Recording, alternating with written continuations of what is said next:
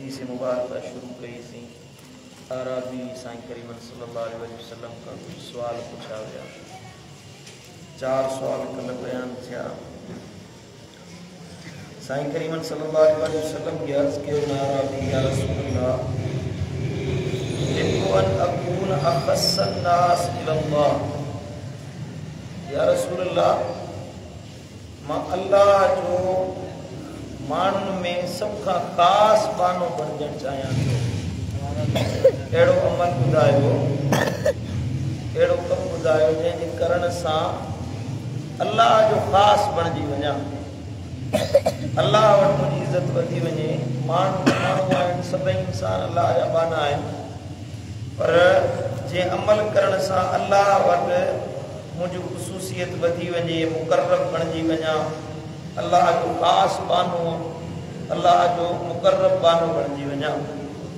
साईं करीम सल्लल्लाहु अलैहि वसल्लम फरमायो, अक्सिर ज़िक्रुल्लाह तकुन अख़स्सल इबाद इल्लल्लाह। जे चाहीं थो त तूं अल्लाह जो ख़ासि ऐं मुक़र्रब बानो बणिजी त पोइ तूं अल्लाह जो घणो ज़िक्र कर त अल्लाह जो मुक़र्रब बानो बणिजी वेंदे। जे तव्हां चाहियो था त अल्लाह ताला जा मुक़र्रब बणिजो, अल्लाह जा वेझा थियो, अल्लाह जी मईयत नसीब थे, अल्लाह जो कुर्ब नसीब थे, अल्लाह ताला जी वेझड़ाइप नसीब थे, अल्लाह राज़ी थे, अल्लाह वटि दर्जा नसीब थियनि, अल्लाह ताला जी वेझड़ाइप नसीब थे, त उनजो आसान सुहिणो सवलो ऐं भलो ॾसी आहे त अल्लाह जो घणो ज़िक्र कयो, अल्लाह खे घणो यादि कयो। अल्लाह जे ज़िक्र करण वारा बाना अल्लाह वटि मक़बूल बणिजी वेंदा आहिनि। सुभान अल्लाह। माण्हू अमल करे, अमलन करण वारो बानो नेक साले सॾिबो आहे, वलीउल्लाह न सॾिबो आहे। वलीउल्लाह उहो थींदो आहे जेको अल्लाह जो घणो ज़िक्र करण वारो आहे, अल्लाह खे यादि करण वारो आहे, पंहिंजे जिस्म सां, पंहिंजी ज़बान सां, पंहिंजी दिलि सां, पंहिंजे रूह सां, पंहिंजे बातनी साईं मुंहिंजा जेके लताइफ़ आहिनि उन्हनि जे ज़रिए अल्लाह जो ज़िक्र करे, पंहिंजे तमामु लताइफ़ खे अल्लाह जे ज़िक्र में जारी करे त इन बाने खे अल्लाह जी विलायत नसीब थींदी आहे, अल्लाह जो कुर्ब नसीब थींदो आहे, अल्लाह जी वेझड़ाइप नसीब थींदी आहे। हज़रत सैयदना मूसा कलीमुल्लाह अर्ज़ कयो अल्लाह ताला खे, त मुंहिंजा मौला मूंखे अहिड़ी का शइ सेखार जेको नालो वठी मां मूसा तोखे यादि कयां। अल्लाह फरमाए त वञ मुंहिंजो नालो वठ, अल्लाह अल्लाह, मुंहिंजो ज़िक्र वञी करे हिन नाले सां सॾ। हज़रत मूसा कलीमुल्लाह वरी अर्ज़ कयो, मुंहिंजा मौला मां चाहियां थो त मुंहिंजे लाइ को ख़ासि विर्द हुजे, मां तुंहिंजो अल्लाह तुंहिंजो नबी आहियां, तोसां गुफ़्तगू करण वारो आहियां, मूंखे को स्पेशल ॾस ॾे त जंहिंसां तोखे वेही यादि कयां। त अल्लाह फरमाए मूसा वञ अल्लाह अल्लाह अल्लाह कर। सैयदना मूसा कलीमुल्लाह अर्ज़ कयो, मुंहिंजा मौला इहो त धनार पहवार बकरियुनि चारण वारा से सभई अल्लाह अल्लाह कनि था, मां चाहियां थो त मुंहिंजे लाइ का ख़ुसूसियत हुजे। हज़रत सैयदना मूसा कलीमुल्लाह खे अल्लाह ताला फरमाए त मूसा तूं मुंहिंजो ज़िक्र कर, इहो सभ खां आम नालो मुंहिंजो अल्लाह अल्लाह अल्लाह आहे। इहो हिकिड़ो दफ़ो को बानो मूंखे चवंदो आहे अल्लाह, मां 70 दफ़ा फरमाईंदो आहियां जी कयां बाना, जी कयां बाना, घुर्द तोखे अदा कयां। ज़िक्र करण वारो बानो हिकिड़ो दफ़ो अल्लाह खे सॾे त उनजो मीज़ान में उन जूं नेकियुनि सां मां अल्लाह भरे छॾींदुसि। जेको अल्लाह खे यादि करण वारो आहे, अल्लाह अल्लाह करे या ला इलाहा इल्लल्लाह जो विर्द करे, हिकिड़ो दफ़ो चवे ला इलाहा इल्लल्लाह, त अल्लाह इन हिकु दफ़े ला इलाहा इल्लल्लाह चवण सां उनजो मीज़ान नेकियुनि सां भरे छॾींदो आहे। जेको 3 दफ़ा दिलि सां चवे ला इलाहा इल्लल्लाह, ला इलाहा इल्लल्लाह, ला इलाहा इल्लल्लाह, अल्लाह उनजा 4000 कबीरा गुनाह बख़्शे माफ़ फरमाए छॾींदो आहे। जे तव्हां अल्लाह जे ज़िक्र में मशगूल थी वञो त इन खां भलो ॿियो को विर्द न आहे। माण्हू वज़ीफ़ा कंदा आहिनि, चंदा साईं वज़ीफ़ो ॿुधायो त रिज़्क़ में बरकत पवे, वज़ीफ़ो ॿुधायो परेशानियूं लहनि, साईं वज़ीफ़ो ॿुधायो कर्ज़ लहनि, मक़रूज़ आहियूं, रिश्तो नथो थिए, साईं बीमारी आहे, तंगी आहे, तकलीफ़ आहे, को वज़ीफ़ो ॿुधायो। सभिनी वज़ीफ़नि मां अफ़ज़ल तरीन वज़ीफ़ो अल्लाह जो ज़िक्र आहे। सभिनी वज़ीफ़नि खां हड़ई वज़ीफ़ा हिक पासे कर, अल्लाह जे ज़िक्र खां वधीक ॿियो को भलो वज़ीफ़ो न आहे।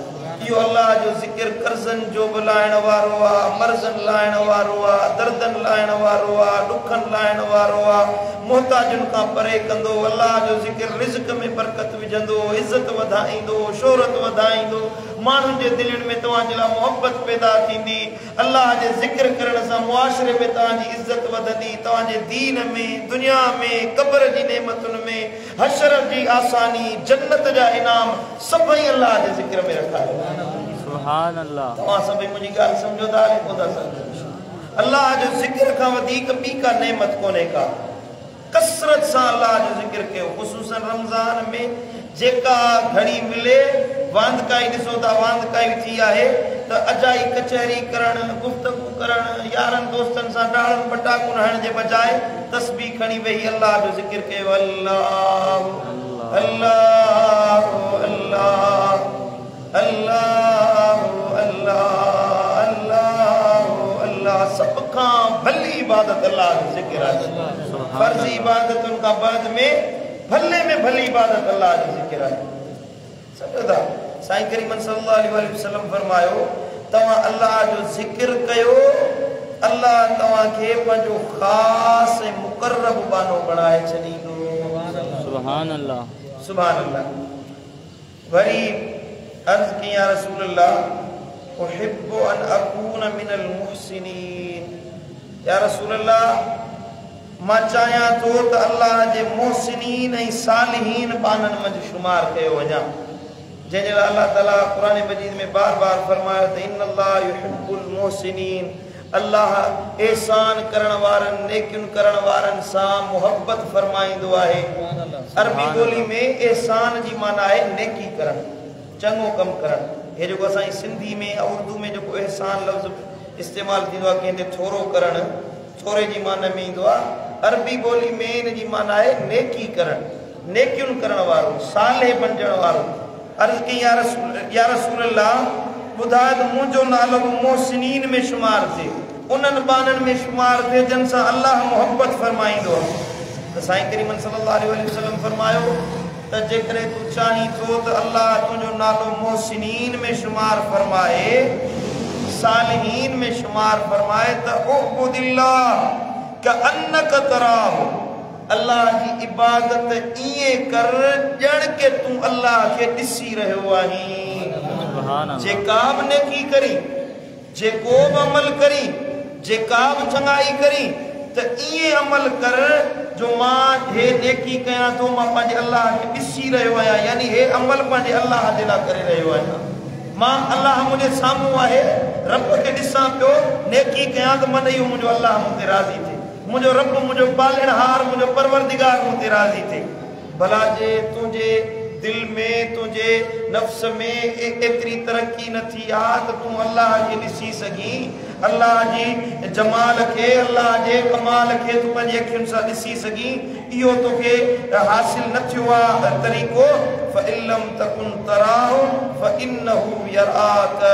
जेकॾहिं तूं नथो ॾिसी सघीं अल्लाह खे, घटि में घटि इहो गुमान कर त फ़इन्नहु यराक, मां जेका बि नेकी कयां थो उहो अल्लाह मूंखे ॾिसी रहियो आहे। सुभान अल्लाह। इबादत में जे चाहीं थो त मोहसिनीन में शुमार थी, त इबादत में इहा अदा अपना, इहा सोच पैदा कर, इहो गुमान पैदा कर त मां अल्लाह रब्बुल इज़्ज़त खे ॾिसी रहियो आहियां, अल्लाह जे जमाल खे पसां पियो, कुदरत खे ॾिसां पियो। भला जे इहा शइ नसीब न थी आहे, घटि में घटि इहो गुमान कर त मां जेका नेकी कयां थो मुंहिंजो अल्लाह त ॾिसे थो न, मूं रोज़ो रखियो आहे मुंहिंजो अल्लाह ॾिसे थो, मूं तरावी पढ़ी मुझे अल्लाह मूंखे ॾिठो, मूं निमाज़ पढ़ी मुझे अल्लाह मूंखे ॾिठो, मां ज़िक्र जी मजलिस में वेठुसि, इल्म सिखण जी मजलिस में वेठुसि, दर्से हदीस में शामिल थियुसि, मुंहिंजो अल्लाह मूंखे ॾिसी रहियो आहे, मुंहिंजो रब मूंखे पसी रहियो आहे, मुंहिंजे दिलि खां मुंहिंजो अल्लाह वाक़िफ़ आहे, जहिड़ो तहिड़ो अमल आहे मुंहिंजो अल्लाह त मूंखे ॾिसे पियो। इहा नियत रखे बानो अमल करे त मदीने वारे साईं फरमायो उनजो नालो अल्लाह ताला पंहिंजे मुक़र्रब ऐं मोहसिनीन बाननि में शुमार फरमाए छॾींदो। सुभान अल्लाह, सुभान अल्लाह। वरी अर्ज़ की या रसूलल्लाह उहिब्बु अन यकमिल ईमानी, या रसूलल्लाह मां चाहियां थो त मुंहिंजो ईमान मुकम्मल थी वञे, मुंहिंजो ईमान पक्को पुख्तो मोमिन बणिजी वञा, पुख्ता ईमान वारो बणिजी वञा, मुंहिंजो ईमान कामिल थी वञे, सच्चो मोमिन बणिजी वञा, मुंहिंजो नालो अल्लाह वटि मुकम्मल मोमिननि में शुमार कयो वञे। अहिड़ो अमल ॿुधायो जंहिंजे करण सां मुंहिंजो ईमान कामिल थी वञे। त मदीने वारे साईं फरमायो जे चाहीं थो त तुंहिंजो ईमान मुकम्मल थिए, हसिन खुलुक़क युकमिल ईमानुक, पंहिंजा अखलाक सुहिणा बणा, अल्लाह तुंहिंजे ईमान खे कामिल करे छॾींदो। सुभान अल्लाह। पंहिंजा जेके अखलाक अथई, पंहिंजूं आदतूं अथई, से चङियूं बणा, अतवार सुहिणा बणा, ज़बान सां कंहिंखे गार न ॾे, अख सां बुराई न ॾिस, हथ सां कंहिंखे अज़ियत न पहुचा, कंहिंजी दिलि न आज़ार, कंहिंसां झेड़ो न कर, फसाद न कर, बुराई जो बदिलो चङाईअ सां ॾे, ख़ैर करण वारो थी, भलाई करण वारो थी, नफ़े पहुचाइण वारो थी। तुंहिंजा अखलाक जेतिरा सुहिणा हूंदा, जेतिरो सुठनि अखलाकनि वारो थींदे, अल्लाह तुंहिंजो ईमान मुकम्मल फरमाए छॾींदो। सुभान अल्लाह। सम्झो था? हबीबन करीमन सल्लल्लाहु अलैहि वसल्लम फरमायो, हदीस मुबारक आहे त जन दर्जात ते रोज़ेदार रोज़न रखण जे ज़रिए न पुॻो, निमाज़ी निमाज़ुन पढ़ण जे ज़रिए न पुॻो, हाजी हज करण जे ज़रिए जेके दर्जात हासिल न करे सघे, उहे दर्जात सुहिणनि अखलाकनि जे ज़रिए अल्लाह अता फरमाए छॾींदो आहे। माना अहिड़ा दर्जात आहिनि जेके निमाज़ुनि जे ज़रिए नसीब न थींदा आहिनि, रोज़नि ज़कातुनि जे ज़रिए नसीब न थींदा आहिनि, ख़ैर ख़ैरातुनि जे ज़रिए नसीब न थींदा आहिनि, बाने जे सुठनि अखलाकनि जे करे अल्लाह ताला उहे दर्जात अता फरमाए। मदीने वारे साईं जी तारीफ़ तो सना वखाण जेका अल्लाह क़ुरान मजीद में फरमाई आहे न, उनमें अल्लाह ताला या ख़ुसूसियत कुरान में बयान फरमाई महबूबन जी त व इन्नक लअला खुलुकिन अज़ीम, ओ मुंहिंजा महबूब मूं अल्लाह तोखे आला अखलाकनि जो मालिक बणाए मोकिलियो आहे। साईं करीमन खे को गाइड ॾींदो, साईं जन उनखे दुआऊं ॾींदा हुया, को धक हणंदो हुयो, साईं करीम सल्लल्लाहु अलैहि वसल्लम वराए जवाब न ॾींदा हुया। ताइफ जे मैदान में अज़ियत अहिड़ी ॾिनी वई जो साईं करीमन जे जिस्म मुबारक मां रत मुबारक वही हलियो। ओहद जे मैदान में साईं जन जे ख़ोद जूं कड़ियूं मथे मुबारक में पेवस्त थी वियूं, सहाबी हुजे या ॾंदनि सां छिके उहे कढे पियो। साईं जन फरमायो उन उम्मत जो छा हाल थींदो जंहिं उम्मत पंहिंजे नबीअ जो नंग न सुञातो, उन्हनि पंहिंजे नबीअ खे एतिरी अज़ियत पहुचाई, साईं जन जा ॾंद मुबारक शहीद थी विया, अज़ियत पहुती, वराए बददुआ न ॾिननि, वराए बदिलो न वरितनि, वराए साईं जन पंहिंजी ज़ात जे ख़ातिर कॾहिं बि कंहिं ते हथ न खयो, पंहिंजी ज़ात जे ख़ातिर कॾहिं कंहिं ते गुस्सो न कयो, पंहिंजी ज़ात जे ख़ातिर कॾहिं कंहिंखे दड़को न ॾिनो।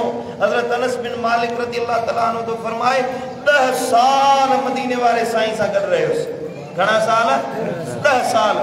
10 सालनि में मूं कॾहिं महबूबन करीमन खे ईअं न ॾिठो त पंहिंजे ग़ुलाम खे, पंहिंजे घरवारीअ खे, पंहिंजे कंहिं नौकर खे दड़को ॾिनो हुजे, धक हयो हुजे, नाशाइस्ता ॻाल्हायो हुजे, हता के कंहिंखां को नुक़सान बि थी वेंदो हुयो, कंहिंजे हथ मां का प्लेट किरी पवे, का शइ टुटी पवे, असां गुस्सो कंदा आहियूं। साईं करीम फरमाईंदा बसि इन जी उमिरि एतिरी हुई, अल्लाह जो लिखियो ईअं हुयो। गुस्सो न कंदा हुया, कावड़ न कंदा, हा दीन ते कावड़ कंदा हुया, को निमाज़ नथो पढ़े उन ते कावड़ कंदा हुया। साईं मुंहिंजा को शरीयत खे टोड़ण वारो आहे, अहकाम क़ुरानी जे मथां अमल नथो करे, उन ते गुस्सो कंदा हुया। पंहिंजी ज़ात जे लाइ महबूबन करे गुस्सो न कयो।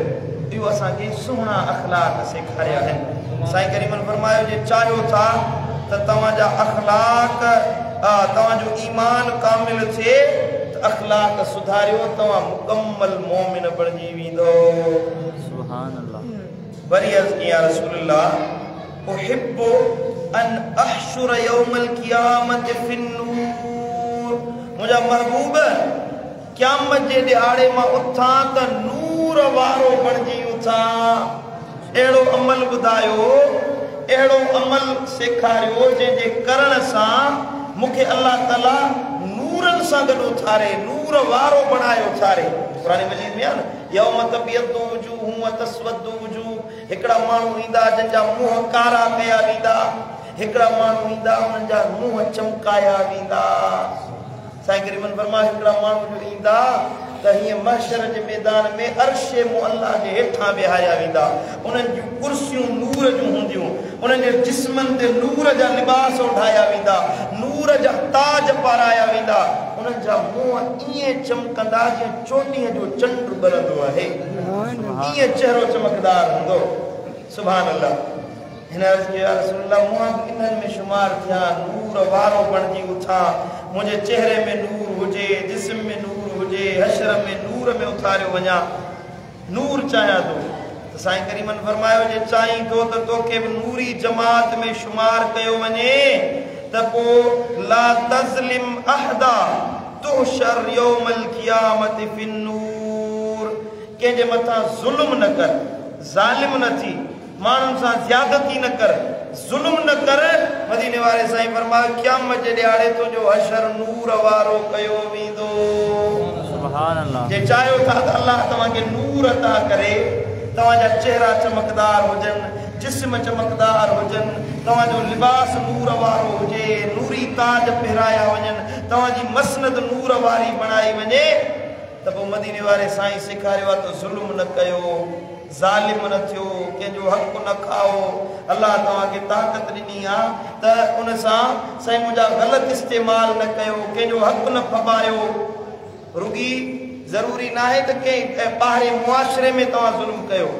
पंहिंजे घर में पंहिंजो भाउ आहे, बच्चा आहिनि, ॿार आहिनि, हर कंहिं सां बराबरी वारो सुलूक कयो। कंहिंजो नंढो पुटु आहे त वॾे पुट सां जो हक़ न खाओ, इहो बि ज़ुल्म आहे।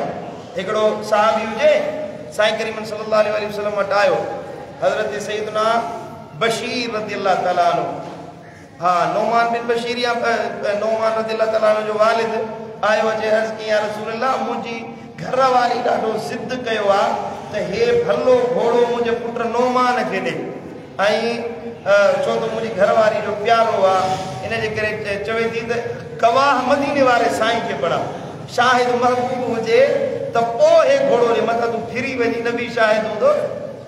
त साईं करीमन फरमायो ॿियो को औलाद बचई, तुंहिंजो ॿियो को औलाद आहे? चई हा या रसूल अल्लाह ॿिया बि पुट आहिनि। साईं फरमायो भला ॿियनि पुटनि खे बि अहिड़ो घोड़ो ॾींदे जहिड़ो नौमान खे ॾींदो? चई न या रसूल अल्लाह, बसि हिकिड़ो घोड़ो आहे, हुनजी माउ ज़िद कयो आहे तॾहिं ॾियां थो। साईं फरमायो इहो बि ज़ुल्म आहे, मां ज़ुल्म जे मथां शाहिद थियण जे लाइ पैदा न कयो वेंदो आहे। ॻाल्हि छेद केतिरी हुई, वो पीउ पंहिंजे पुट खे घोड़ो ॾे पियो, सवारी ॾे पियो। मदीने वारे साईं फरमायो इहा बि ज़्यादती आहे, जे ॾीं थो त पंहिंजे सभिनी बचनि खे बराबरि ॾे। हिकिड़ो साहबी साईं जे साम्हूं वेठो हुयो, हिकिड़ो पुटु आयुसि, उनखे खणी भाकुर पाए हिकिड़े गिल ते चुमी ॾिनई, वरी पंहिंजे गोॾे ते विहारी। ॿियो पुटु आयुसि वरी, इहो वेठो हुयो, साईं जी मजलिस हले पई, वेठो हुयो। 12 खां छोकिरो ॿियो आयुसि, उहो बि पुटु हुयुसि। हिन छा कयो, हुनखे चुमी ॾेई पंहिंजे हेठि पासे में विहारी। साईं करीमन सल्लल्लाहु अलैहि वसल्लम फरमायो तो हिन जो हक़ खाधो आहे, जीअं हुन सां प्यार करे हुनखे गोॾे ते विहारी हुई, हक़ इहो हुयो त हुन पुट खे बि खणी पंहिंजे ॿिए गोॾे ते विहारी। हा सुभान अल्लाह। इहो बि ज़ुल्म में साईं शुमार कयो आहे। असां सम्झूं था त ज़ुल्म इहो आहे कंहिंखे धक हणूं, कंहिंजे प्लाट ते कब्ज़ो कयूं, कंहिंसां ज़्यादती कयूं, इहो ज़ुल्म आहे। न, असांजे घरेलू मामलात में बि असां खां कई अहिड़ा कम थींदा वञनि जेके ज़ुल्म में शुमार थींदा आहिनि। यादि रखो, ज़ालिम इंसान कॾहिं बि तरक़ी हासिल न कंदो, अल्लाह वटि साईं मुंहिंजा कुर्बत हासिल न कंदो। अल्लाह वटि उहो नूर वारो बणायो वेंदो आहे जेको ज़ुल्म खां परे थी वेंदो आहे, मदीने वारे साईं जे तरीक़े ते अमल कंदो आहे। अल्लाह ताला शाह असांखे अमल जी तौफ़ीक़ अता फरमाए, जेके ॻाल्हियूं ॿुधियूंसीं उन्हनि जे मथां अमल जी तौफ़ीक़ अता फरमाए। अल्लाह आमीन अल्लाह आमीन अल्लाह आमीन